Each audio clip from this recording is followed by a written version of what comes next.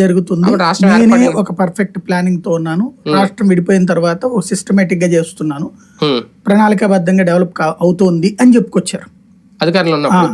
జగన్ లాంటి వాడికి ఏం అనుభవం లేదు కదా అని చెప్పుకొచ్చారు. అయితే జగన్ అధికారంలోకి వచ్చాడు, ప్రజలు ఇచ్చేశారు.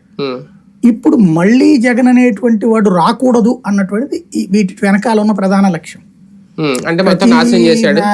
ప్రతి దాంట్లో కూడా ఏం చెప్తున్నారు ఆయన, అదంతా నాశనం అయిపోయిందని చెప్తూ దీనికి అంతటికి కారణం జగన్మోహన్ రెడ్డి తన అహంకారము, తనకి అనుభవలేమి, తన తెలివి తక్కువతనం, తన తెలతెక్కతనం వీటితో నాశనం చేస్తాడు. అసలు ఇట్లాంటి వాడు రాజకీయాలకు పనికిరాడు, ఇట్లాంటి వాడు ముఖ్యమంత్రిగా పనికిరాడు అని చెప్పే ప్రయత్నమే ఈ శ్వేతపత్రాలు. ఎందుకంటే ఇవేం కొత్త ఇష్యూస్ కాదు.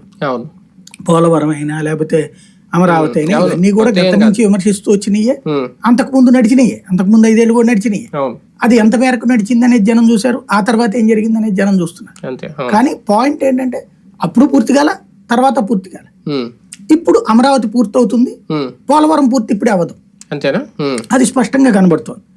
ఆ కాన్సెప్ట్ తో పాటుగా దీనికి అంతటికీ కారణం జగన్మోహన్ రెడ్డి ఆలోచన ధోరణే. నేనేమో ఒక సిస్టమ్ తయారు చేద్దాం అనుకున్నాను, అది కొలాప్స్ చేసిన జగన్మోహన్ రెడ్డి అని చెప్పే ప్రయత్నమే ఇక్కడ జరుగుతున్నది. కానీ స్ట్రైట్ గా పోలవరం లాంటి ప్రాజెక్ట్ పూర్తి చేయడానికి 10 ఏళ్ళ సమయం సరిపోదు ఏ ముఖ్యమంత్రికైనా.